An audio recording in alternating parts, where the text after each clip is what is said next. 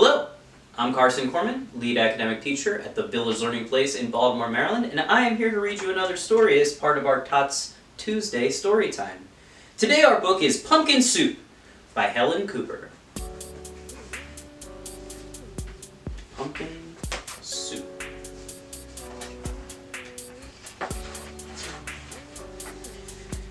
Deep in the woods there's an old white cabin with pumpkins in the garden.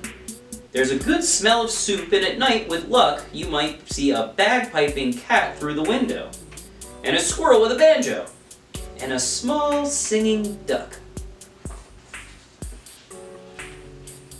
Pumpkin soup, the best you ever tasted. Made by the cat who slices up the pumpkin, made by the squirrel who stirs in the water, and made by the duck who scoops up a pipkin of salt and tips in just enough.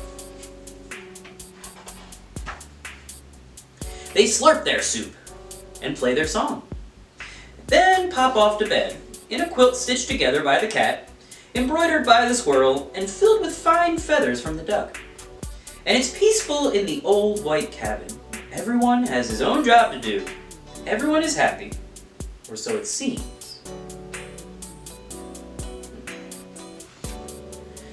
But one morning the duck woke up early. He tiptoed into the kitchen and smiled at the squirrel's special spoon. "Wouldn't it be fine," he murmured, "if I could be the head cook?" He drew up a stool, hopped on top, and reached until his beak just touched the tip of the spoon. Kerplunk! Down it clattered. Then the duck trotted back to the bedroom, held up the spoon, and said, "Today it's my turn to stir the soup." "That's mine," squeaked the squirrel. "Stirring is my job. Give that back." "You're much too small," snapped the cat. "We'll cook the way that we always have." But the duck held on tight until the squirrel tugged with all his might and whoops! The spoon spun through the air and bopped the cat on the head. Then there was trouble. A horrible squabble. A row, a racket, a rumpus in the old white cabin.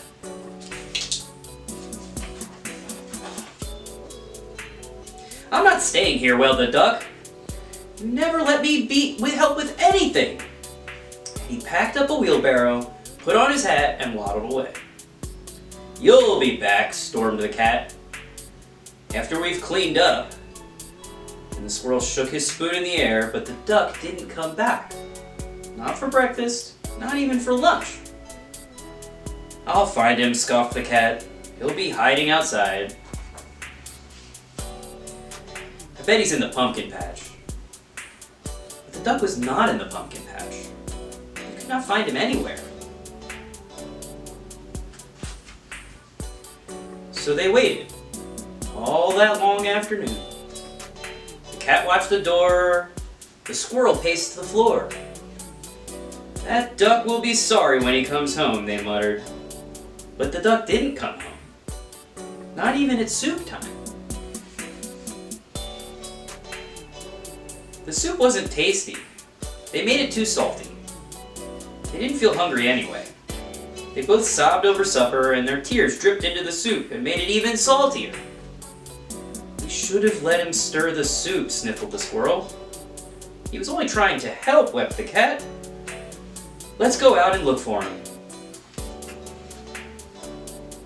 The cat and the squirrel were scared as they wandered down the path in the dark, dark woods. They feared for the duck, all alone with the trees, and the foxes, and the wolves, and the witches, and the bears, but they couldn't find him.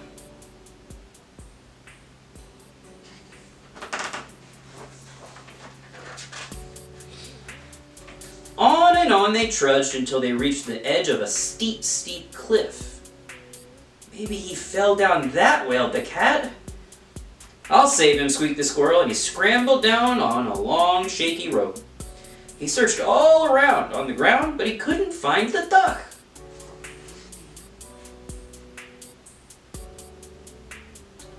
Then the cat whispered in a sad little voice, "Duck might have found some better friends."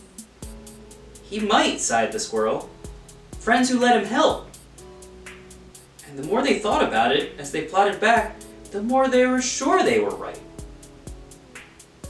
It was this soup that made Duck famous. How does he do it? They go on thin, they come out fat. Duck's Kitchen.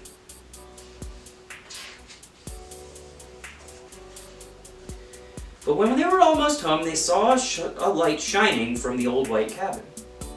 "It's Duck!" they shrieked as they burst through the door. The duck was so happy to see them.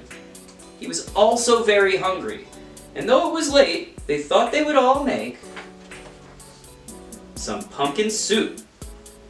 When the duck stirred, the cat and the squirrel didn't say a word.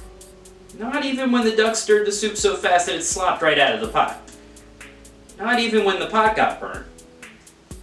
Then the duck showed the squirrel how to measure out the salt, and the soup was still the best you ever tasted.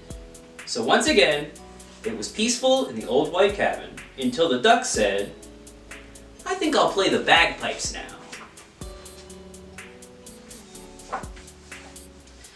This is a funny story about a cat, a duck, and a squirrel, which are some unlikely friends.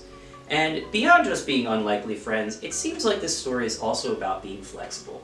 That sometimes you might be used to doing something in a very specific way, but it doesn't mean that it has to be that way.